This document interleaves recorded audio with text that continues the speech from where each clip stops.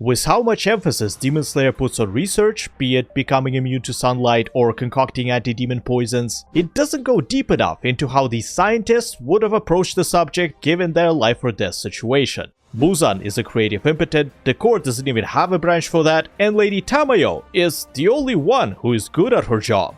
Hello Comrade, my name is Mahis. Come, get yourself a beverage and sit down with me. We got various sized brains to talk about. In order to fully cover this topic, I won't restrict myself to the anime-only portion of the story, so here's your warning about spoilers that are lurking past this point, waiting to strike when you least expect. Let me elaborate on why I think research is a crucial part of Kimetsu no Yaiba. Two reasons. The villain's primary goal is to fix his only weakness, and regardless of that, arms race is an essential part of any conflict. The first component is all about the demon daddy looking for a way to conquer the sun. This whole conundrum began with some alchemist, herbalist, medical dude, circle whatever you like, making an incomplete drug that turned a Japanese noble into a demon, commencing a millennia-long quest of finding a blue spider lily to finalize the formula. Muzan has spent countless hours searching for it himself and had others, primarily Akaza, looking around as well. But where is evidence that this flower will grant him sun walking? Think about it. The original goal was to treat his illness, not make him a people-munching superpowered tentacle monster. What if by ingesting it, the progenitor will go back to being a regular human, albeit healthy this time? It's an insane risk that somebody as paranoid as him would have definitely considered, and I'd prefer if a hint of hesitation was at least mentioned in his character arc. Remember this lack of thought, as it's one of many instances where the individuals in question fail the most basic scientific method. The second component to the narrative being focused on various advancements is the fact that humans are fundamentally physically inferior to demons and require assistance in killing them in the form of swords, techniques, etc. We see most of it: combat knowledge passed down from master to student, equipment made specifically for slaying, and even treatments to unnatural ailments or severe injuries. This stuff doesn't just appear out of nowhere, never to be replicated like a certain doll. Somebody must be sitting there, discovering materials, blueprinting a uniform, making it, testing it out, recording the procedure for future generations. It's a whole industry just for their standard protective clothes, and you mean to tell me there isn't the research department no-lifing every possible advantage they can think of? Bullshit! Centuries have passed since you've discovered that wisteria is useful against demons and you're only now trying to use it as a poison? I understand that developing immunity, distribution challenges, training, all that. Yet what about other substances like conventional, nature-made compounds? Dart frogs might have some effect on a demon given their organic composition. Maybe not on the stronger ones, but even if it slows down a no-name by a bit, a generic swordsman would definitely appreciate it. Anyway, you see what I mean with the Demon Slayer having a very strong base for developing a scientific theme. So, let's get into the three examples I brought up in the intro, starting with the Timu pop legend we all know and love. Muzan is shown to both study and apply that knowledge in practice. While wearing disguises, he is looking into the flora to find any information about the blue spider lily, and during his time in the Infinity Castle, he is seen experimenting with something.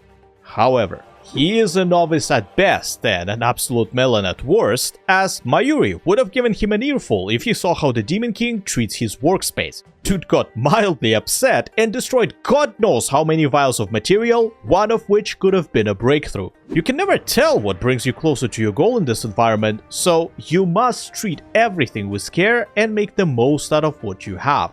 Muzan doesn't do that, and on top of being careless, he is very inflexible, which is why I pointed out his lack of creativity. Just as my example with the lily potentially being a trap, he can't let his mind run loose to consider various outcomes or imagine new possibilities. Yes, he figured out a way to get his pale ass a tan by consuming a demon who developed such an ability, and even went out to make a few with this goal in mind. What? There's nothing else to say, he stopped right there, came to a house of a family marked for experimentation, pumped them full of his juice, and left refusing to elaborate. Where is collecting samples, recording the process for further adjustment, or taking bodies for a post-mortem analysis? If he used one of his 5 demented brains and did any of that, he would have noticed that none of them have disintegrated like usual, or that the girl has actually transformed. Этот долбозавр traveled to this bumblefuck nowhere, чтобы что? Почесать яйца и сказать: "Oh, I guess it's hard to make a demon who can conquer the sun"? Ты только сейчас это понял, через 1000 лет? Чего вы мне втираете за его ICQ, когда он жопу от пальца отличить не может?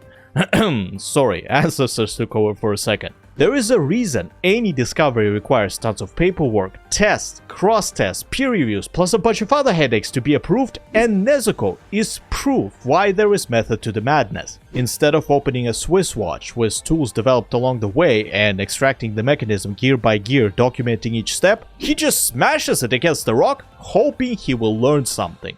If I was in his shoes, which are stylish AF, I would have studied my weakness from every angle I could think of, then grab a few people, ask them what they think, and study that too. For example, how does the sun kill demons exactly? Is it a one and done deal, or if you hide fast enough, you can survive? If the death isn't instant and the damaged body regenerates, could you build up an immunity by exposing yourself little by little? Obviously, you'll use a very willing participant, don't risk yourself, but this will be my primary method of trying to create a sun-immune demon.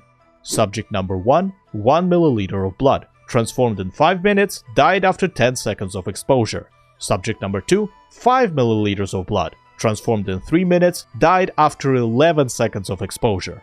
Boom, you got something different. Run the same blood dose a dozen times more and see if the pattern repeats. If it does, change other variables, observe what happens, and record everything. Keep doing that for a few years, luckily you have the time, and soon you'll have a statistically sound understanding of how solar rays affect your kind. Worst comes to worst, and the sun turns out to be a dead end, you can still try to get that mutation with sheer numbers. Burn one demon every other day for, I don't know, a century, and that's about 15,000 attempts, give or take. Maybe it's the fact that Nezuko didn't eat humans that gave you that power. So I wonder if I would have thought of making a demon and locking it up without food for a while to see what will happen. Not sure if I would have thought of a connection between the two, but I 100% would have done that to see how long a demon can last starving and what other effects it might lead to. Next, we shouldn't forget about how Muzan went about finding this mystical flower. Taking matters into your own hands and sending a trusted agent after it is certainly a good start. But again, he misses an important detail that can and probably did cost him. They are demons, which means that the time they can actively search for the plant is basically halved. Not to mention that some types of vegetation, a big chunk of them actually, are pretty dormant at night, which makes telling them apart or finding specific ones rather difficult. They're searching for flowers at night. Flowers at night, Carl! Of course, nocturnal blooms are a thing, and there are way more of them than you think. Yet, doesn't it make sense to hire some people to help you during the day? It's not like the demons don't employ humans for other purposes. Gyoko is selling his pots to them, Doma has a whole cult, and the shapeshifting sneak himself establishes entire families. For disguising purposes, naturally. However, the way he is dressed and his access to a car tells us that Tsukihiko is a very influential man, likely a businessman or even a politician, which couldn't have been achieved without effort. Let's assume he took over a person in charge. It still requires skill to maintain, so he definitely has a know-how on organizing people. Say you're conducting your pharmaceutical research and you need this particular flower for studying. That's it, nobody will question anything because nobody knows about demons, let alone that it can make you into a sun-walking one, potentially. Muzan is undoubtedly well off, which makes the funding process very easy considering he already has an influence. And in case he was broke, why not use the people from the Eternal Paradise phase by telling them, there is this blue lily of gods or some shit, bring it over and your entire bloodline will be blessed with happiness. I just can't help but imagine Orochimaru and what he could have done with such powers. A lab as perfect as you can imagine, infinite concealed storage for test subjects, loyal servants who can't backstab you even if they wanted to. What else an evil researcher can wish for? A brain. A single damn working brain. Following the noob, we have a much more proficient scientist. She is very young, a little tunnel-visioned, yet has already achieved commendable results. Shinobu, the insect Hashira. We've touched on how bad the core is in general when it comes to R&D, so let's not beat the dead horse and center our attention on the best example of a scholar they can provide.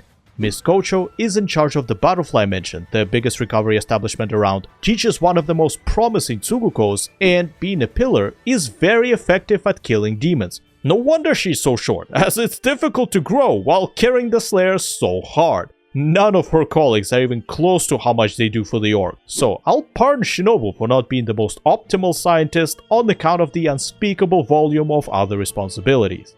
When she does get the time to work her mind though, her genius shines through. Remember how I brought up the arms race? Well, you have to get creative when you're lacking strength to decapitate a demon. Wisteria has been known for generations to ward them off. It doesn't require triple-digit IQ to wonder if we can weaponize it, but it's certainly handy when actually doing it. The insect Hashira didn't just condense this warding effect to a lethal toxin and began using it arrogantly, thinking how smart she is. No. Similarly to another Gigabrain, Sasori, she went a step further, anticipated the enemy's response, and created something that wouldn't be easily countered. This endeavor even required a joint effort with the head swordsmith in order to craft a blade and a sheath that will mix the poison on the fly, ensuring it's never the same. Compare this level of foresight with Muzan visiting Kamado's residence. Night and day. Moreover, she's responsible for developing an antidote to whatever nightmare these guys are experiencing, and helped Lady Tamayo, a scholar with centuries of experience, to refine her anti-kibutsuji drug. That's not something a regular core member or Kakushi can do, and it's awesome to see somebody using their brain over brawn in several aspects of her job. That said, Miss Kocho did make a few mistakes a true scientist would not. If memory serves, in the newer Wolfenstein game, somebody said, "The science is more about the process of creating than asking what for." Or it was Casual Geographic, it doesn't matter. The point is that when a researcher finds something unusual, not fitting into their current worldview, they try to understand and implement it somehow, disregarding whether it's good or bad. Take her first interaction with Nezuko. We can write off her initial attack due to adrenaline, maybe misreading the situation, yet seeing a Hashira protect a demon should have at least caused her to inquire what in the nine circles is going on here. Someone like Sanemi would be expected to kill first, ask questions later. Shinobu, on the other hand, as an intellectual, had to question this absurd by her standards state of affairs. After all, doubt is the fundamental part of said intelligence. If Kanao, a person who follows orders to a T, was puzzled by this ball of cuteness displaying a very undemon-like behavior of running away and avoiding a fight, her master must have clicked too. I know that she was the only one to show interest in Tajiro's actions during the meeting at Kage's mansion, but it didn't sound like a scientific curiosity as much as it did like a good cop type of deal. It's evident by her addressing our boy's motives for traveling with a demon, rather than how it was physically possible. Shouldn't his sister be more vicious and aggressive towards him, since Muzan's blood erases all sense of family? Indubitably, her Tsuguko would have reported on Nezuko's abnormal behavior, which in turn would have set off alarm bells, like, "This is a new kind of demon, we should study it, maybe it will bring us closer to ending the war." There is an excuse for why she didn't do so, and I mentioned it earlier by calling Shinobu tunnel-visioned. She is blinded by rage when it comes to these monsters. After everything she's been through, it would require a titanic effort to think of any benefit a demon can provide, which was shown during her work alongside Lady Tamayo. Despite the hostility, her rationality prevailed, leading to an improvement of each of their secret weapons and the subsequent defeat of their sworn enemies. Finally, we made it to the best scientist in town. This flower kimono wearing, epilepsy-inducing demon rebel is doing everything I've talked about up to this point. Just like Muzan, she's a demon, has a clear goal, can make more of her kind. And like Miss Kocho, she's a scholar, extremely motivated, aware of her own limitations. Add the fact that she likely picked up a few things while working under the progenitor as well as her centuries of living, and you have an absolute menace who, if not single-handedly defeated the final boss, but at least made it possible. Sure, we can say that without RMC spreading the Slayer COVID or the Foresight Master baiting him, they wouldn't have neither the firepower nor an opportunity to do so, yet if not for the anti-Kibutsuji serum, all of those efforts would have gone in vain.